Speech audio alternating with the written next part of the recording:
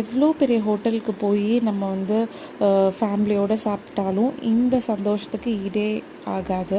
ஏன்னா நாங்கள் வந்து நியூ இயரு, கிறிஸ்மஸ் அந்த மாதிரி எல்லா டைமில் வந்து ஃபேமிலி கெட் டுகெதர் வந்து அரேஞ்ச் பண்ணுவோம். அது வந்து பார்த்திங்கன்னா ஒன்றா எங்கள் தோட்டத்தில் இல்லாட்டி யாராவது ஒரு வீட்டில் வந்து நாங்கள் அரேஞ்ச் பண்ணுவோம்.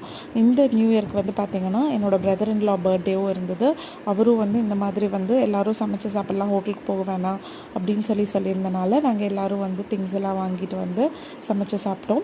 ஸோ ஃபஸ்ட்டு வந்து பிரதர் இன் லா பர்த்டேனால கேக் கட் பண்ணிவிட்டு அதுக்கப்புறம் எல்லா ஒர்க்கையும் ஆரம்பிச்சிட்டோம். ஒவ்வொருத்தர் ஒவ்வொரு ஒர்க் பார்த்துப்போம்.